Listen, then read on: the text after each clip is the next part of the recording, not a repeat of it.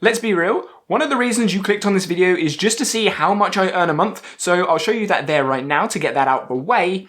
And now what I want to do is show you why that is so nuanced, why that could be drastically different, and how you can actually increase the amount of money you earn from YouTube AdSense specifically by diving straight into all of my stats. So I'm going to go over everything in my stats, behind the scenes, YouTube right to now. So I'm currently recording this video about just under 4 hours after publishing a video, so you can see what's currently going on with that video at the side here. The revenue tab is what we're going to focus on in this video. So the reason that revenue differs so much is because of the CPM for each individual video. CPM stands for cost per mil, I believe, and then the RPM, which changes. So when we go into the analytics tab, which is where you can see all of the numbers, you can see estimated revenue. That's where I'm currently sitting at in the last 28 days. Now, relatively speaking, that may look low, but it's actually quite high for the amount of views that I get. So depending on the niche, depending on the audience you have, depending on the countries you're in, and depending on the type of ads that are put onto your videos, your CPM may be higher or lower than mine. So when we go into the revenue tab, you can see RPM 5.67 and playback is 17.68, which is actually quite high when you look at a lot of the other YouTube creators out there. They may range between 2 and 8, but then you have some people that are higher than me, like Roberto Blake. He's looking at, I think, 20. Then you've got Graham Stefan, who's looking at 40. And then you've got other people that are much, much lower, looking maybe 1 or 2 pounds. So it's very, very dependent on the type of content you make. And each video will have a different CPM, and each video therefore will have a different RPM. The RPM is what actually matters. It's the number that you actually should really look at. And as we scroll down, you can see I've been monetized for 4 months. So you can see the revenue has changed. Now the first month I was monetized £161.66, which is very nice, but that wasn't the entire month because I got monetized about a week and a bit in. Then I've got the first month, September, that's the first full month, then October and November. Now these don't necessarily match up to views or subscribers. Subscribers in actual fact mean pretty much nothing once you've gone past 1,000 subs. Once you've gone past 1,000 subs and you're monetized, subscribers mean zero. They mean absolutely nothing. There could be channels with 20, 30, 40,000 subscribers and I could be earning more than them on AdSense because the views on the video. Right. If you are a YouTube creator and you do not have either TubeBuddy, VidIQ, or Morning Fame, or a combination of all three, I use all three of them, then you are definitely missing out. It's like trying to build a house without a hammer or tools. It just doesn't make sense. TubeBuddy is amazing for keyword research, SEO research, all the different bulk actions you can do, thumbnail comparisons. There's so many things you can do with TubeBuddy. VidIQ is the same, another great application. I use both of them with add-ons to YouTube. I will have a link to all of the tools that I use in the description below, so make sure you have a look. I use Morning Fame as well for all the SEO stuff, and I make sure that everything is going to rank, which is how I get the rankings in the videos to get it into search, which is good, and I'm going to stop doing this now. So let's have a look at total money earned. So I think I've been monetized around 100 days. When's the first one? Third. There you go. About 4th of August. So 4th of August this year. And I started making videos around a couple of months before that. So about April.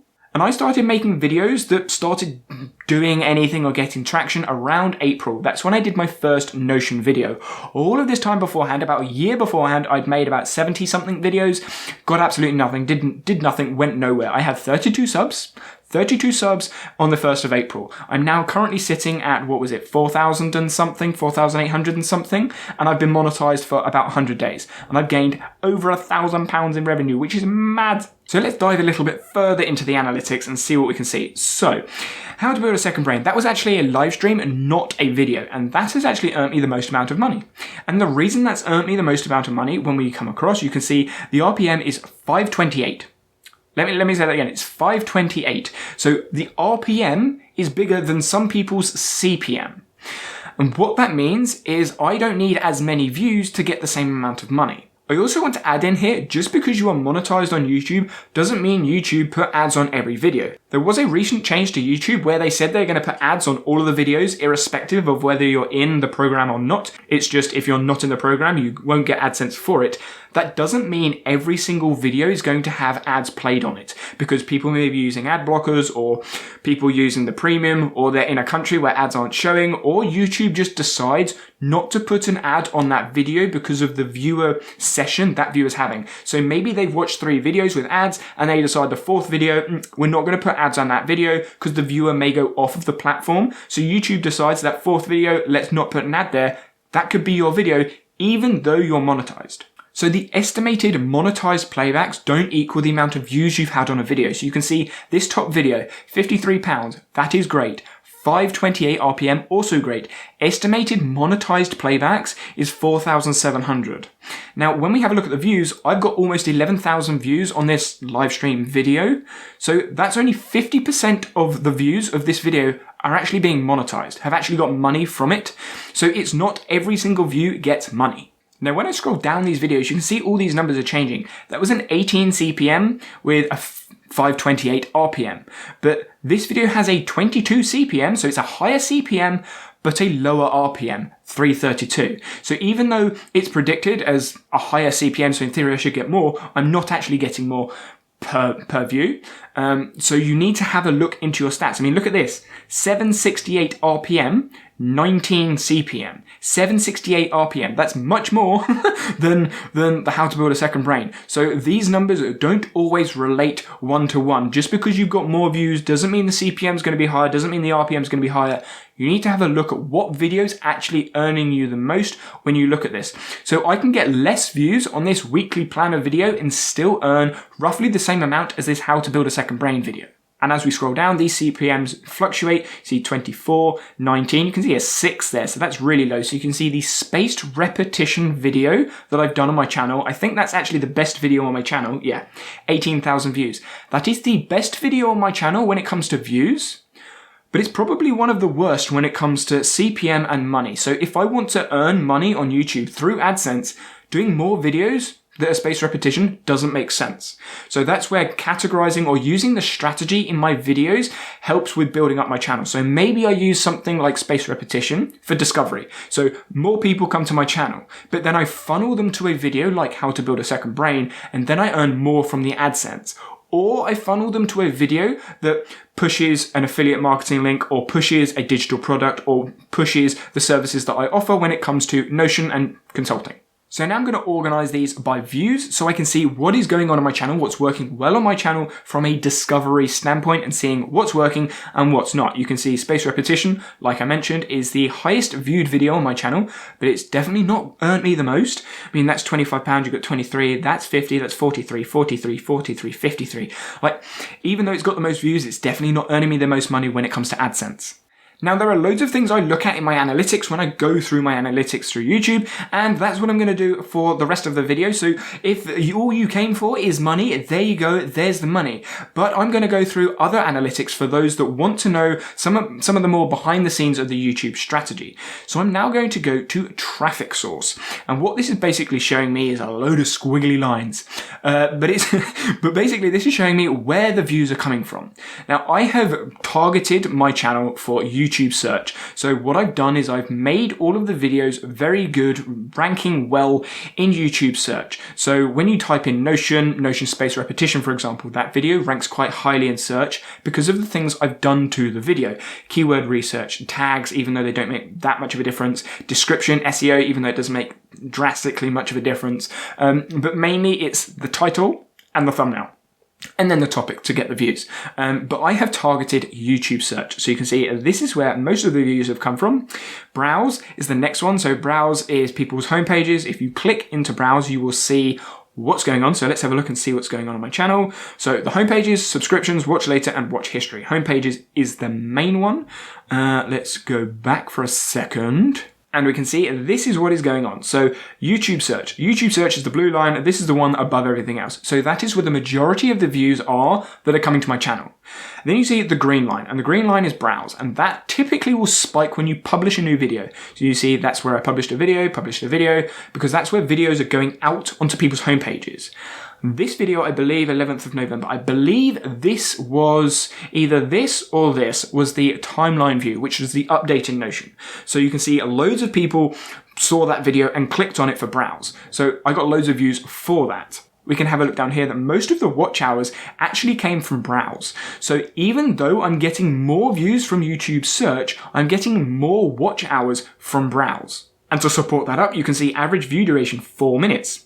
But the impression CTR is 9.2 for YouTube. Now looking at these numbers are a really nice way to see roughly what's going on as an overview to the channel. But what I like to do when I'm looking at these numbers is I will look at specific videos to see what's going on. So you can see the CTR click-through rate for search is quite high, but that's expected because if they're looking for something in specific, i.e. they're looking for space repetition in Notion, and my video goes up and it says Notion space repetition, then it's giving them the answer to the problem they're looking for, so they're more likely to click on it. Browse is more likely to have a lower CTR because it's just going to be pushed in front of people. If they're not looking for Notion space repetition, then they're less likely to click on it because they don't necessarily need it at their time. So the CTR is likely to be lower in browse. The same with suggested videos because it's just suggested against another video. If, for example, my video is next to Ali Abdal's video, Thomas Frank's video, Matt Diavella's video, and mine's slap bang in the middle, the click-through rate might be lower because they have a bigger audience. So, I mean, there's loads of different reasons for it, but my video may not suit them compared to all the other videos that are suggested. What I like to do is to go into the videos that are ranking in the last 28 days because they are the more current videos that's going on and seeing what's working to see if I can double down on any of that content. So you can see the timeline view update is still the best video that I've done so far, like in the last 28 days, but that was an update to Notion. So that was expected to do well because it's an update to Notion and anyone that uses Notion is going to want to know what's going on with the update. So this is awesome that it's up here. So what I decided to do is I had a look into this video. What's going on?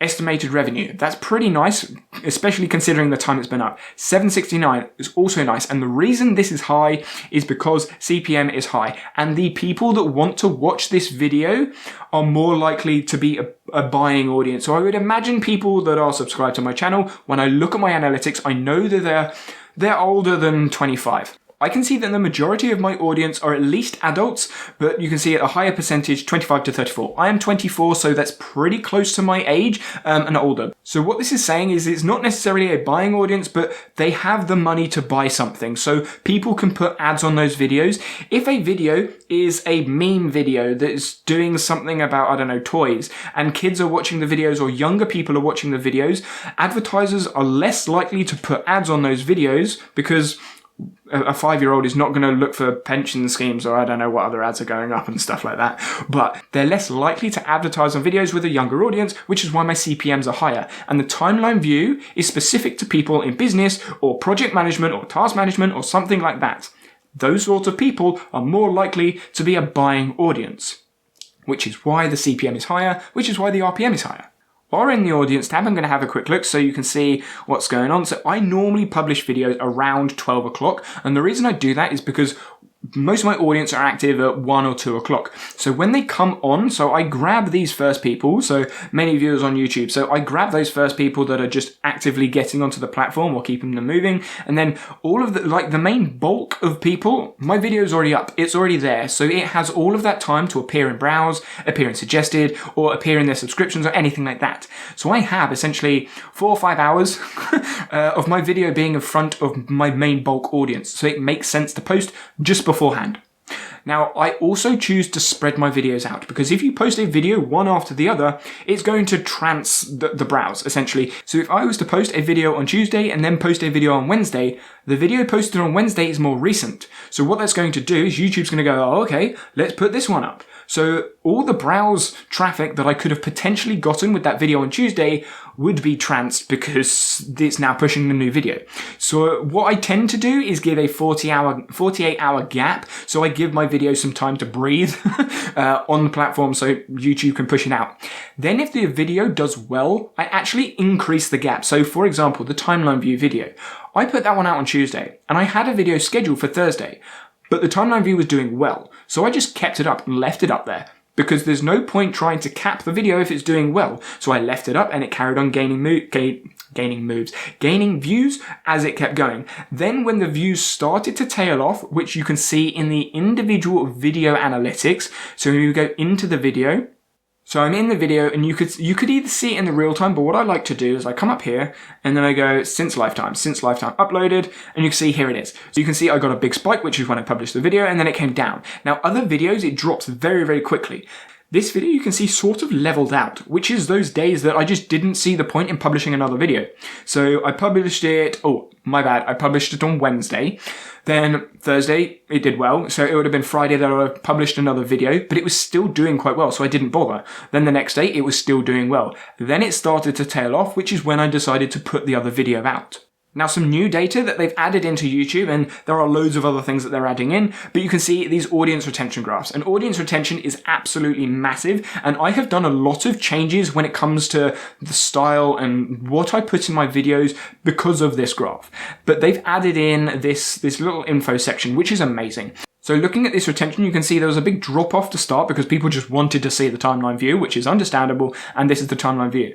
Now these other peaks are actually the chapters. So I put chapters in my videos, and most videos you will see peaks like this going on where people are skipping to the next chapter. This could be good, this could be bad. The reason I put this in here is for viewer satisfaction. I want the viewer to get what they want as quickly as they can. So if they need to go to a specific point, they can do that. Does that decrease average view duration? Potentially, but from the stats that I've got so far, it hasn't made that much of a drastic difference. If anything, people then start going back to that section, which is where the unique viewers, which is where I can see people view my video 2.3 times, which is in the analytics. What is going on? So let's go back to the analytics page and see what's going on as an overview. So you are seeing this live with me. I'm just going through this as you see. So all of this is up, which is nice. I'm looking at this. There's a little tail off, but I've literally just published a video. That's not this. Yeah, so I published a video. This is slightly behind. So I know that's going to jump up. And that's me looking at the data. You can see I got a big spike here. So I didn't see the point of publishing a video. So I didn't on the Monday. So I published it on the Tuesday, and there should be a spike, but there wasn't a spike, so that video obviously didn't do well, and I know it didn't do well when I go into my analytics. So what I did is I actually published a video fairly quickly, so I didn't give that one too much time to breathe because it wasn't doing well. It obviously didn't resonate straight off the bat. And you can see this is the live view, so I know I've just published a video because this is nice and high. And what I will do as time goes by is I will see where this goes. So if it drops straight down, then I will look and see, okay, maybe I'll change the thumbnail. Maybe I'll change the title. I'll see what's happening. I'll see what's happening with the video. But I know this video is doing well because of the dashboard and looking at all the data that's going on. Scrolling down, let's see what's going on. So that's a video that's just happening. So you can see it's way above normal, which is very, very nice to see. As you scroll back, you see there is that video. It was just didn't work, didn't function, didn't do very well for whatever reason, but I can learn from that. So what I'll do later on after this video is I'll go through the analytics and see what didn't work. Maybe it was just a title, maybe it was a thumbnail, I don't know. I'll have a look. This engagement section is a very nice addition that they've currently added, and this was actually something that really, really confused me. This right here, I thought was going to be an absolutely awful intro. I didn't like it. The color grading was bad. I was shaking the camera. It was a bad intro, but people watched it. So I need to have a look and see why it was such a good intro. I mean, look at that. 84% retention 30 seconds in. That's really high for one of my videos. As you can see, like 76, 73, 71, 70, 68, etc., etc. So that was a good intro. So what I'll do is I'll go into those intros and see what happened. And previously I had intros that just went thump down and came straight back up. So I changed it. And I'm changing it again. I'm using data-driven decisions. And because I'm human, I didn't film an outro, so make sure you watch one of these two videos to see more about Notion or behind the scenes of my YouTube strategy, and I will see you there.